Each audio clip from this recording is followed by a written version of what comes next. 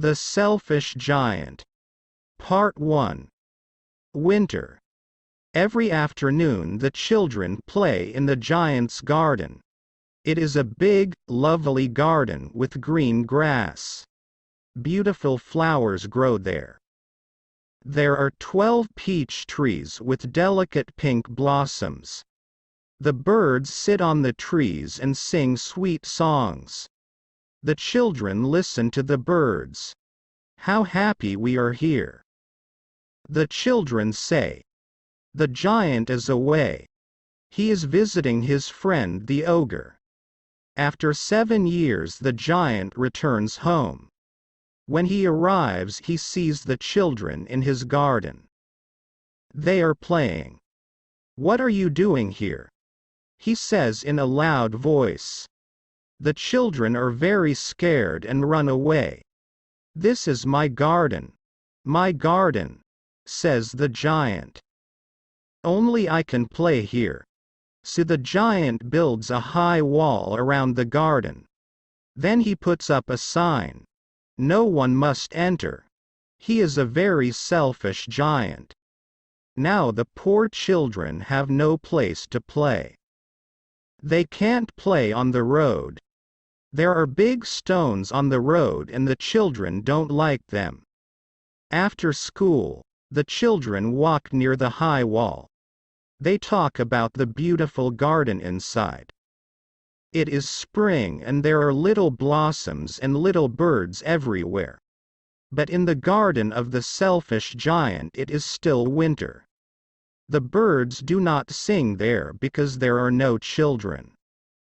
There are no blossoms on the trees.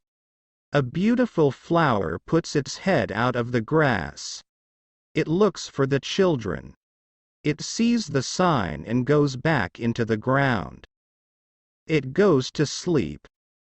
Only the snow and the frost are happy. "Spring doesn't come to this garden," they say.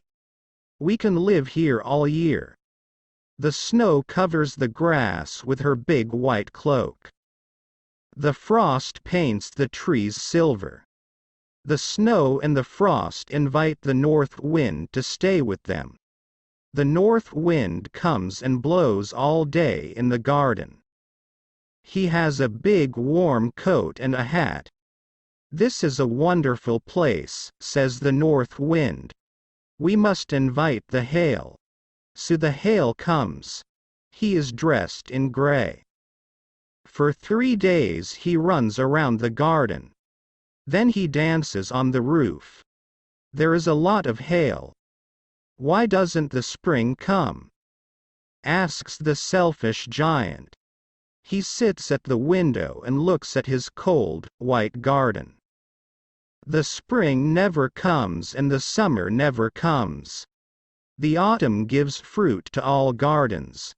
But it doesn't give any fruit to the selfish giant's garden. He is too selfish, the autumn says. So, it is always winter there.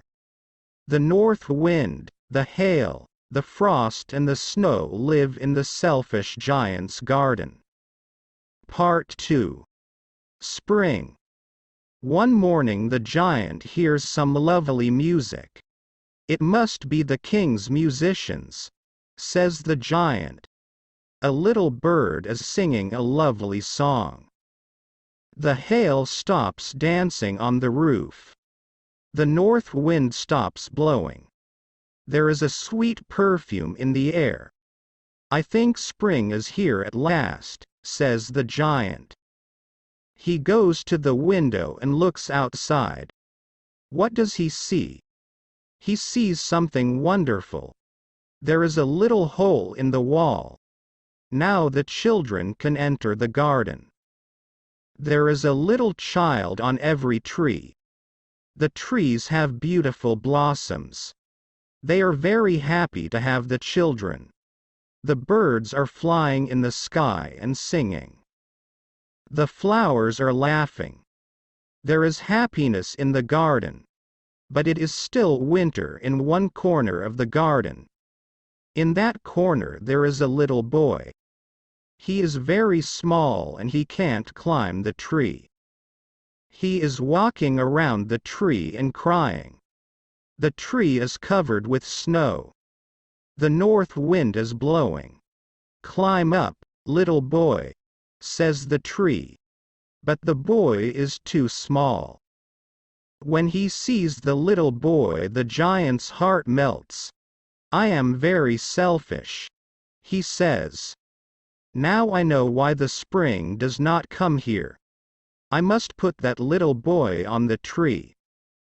Then I must knock down the wall. My garden must be the children's playground forever." The giant opens his door and goes out into the garden. When the children see the giant, they are afraid. They run away. The winter returns to the garden. The little boy does not run away. He is crying. The giant takes him in his big hand and puts him on a branch of the tree. Suddenly, there are blossoms on the tree. The birds come and sing. The little boy is very happy. He kisses the giant. When the children see this, they come back to the garden. The spring comes back too. "It is your garden now, little children," says the giant.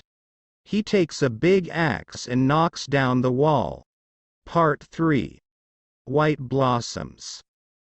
At 12 o'clock people go to the market. They see the giant playing with the children in the beautiful garden. The children play all day. In the evening they say goodbye to the giant. "Where is the little boy?" asks the giant. "We don't know," answer the children. "You must tell him to come tomorrow," says the giant. "We don't know where he lives," say the children. The giant is very sad and says, "He is my little friend and I want to see him." Every afternoon, after school, the children play with the giant. The giant is very kind to the children. But he wants to see his first little friend. Where is he? He says to himself. Many years pass and the giant grows old. He can't play with the children.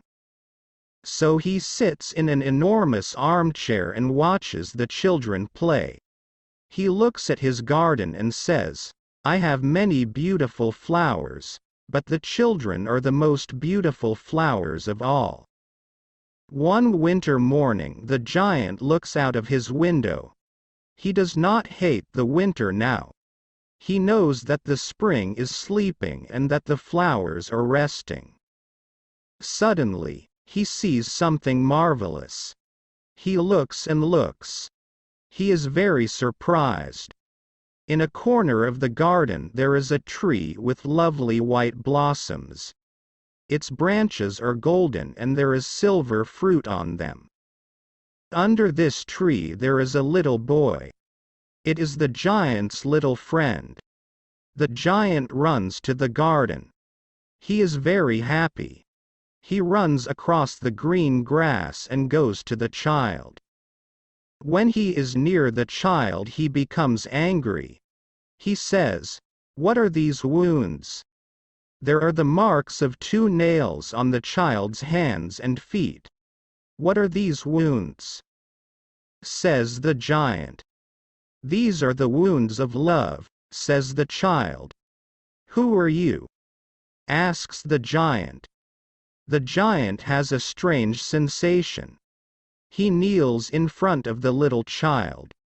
The child smiles at the giant and says, "You let me play in your garden. Today you can come with me to my garden. It is paradise." When the children come to the garden they find the giant dead under a tree. He is covered with white blossoms.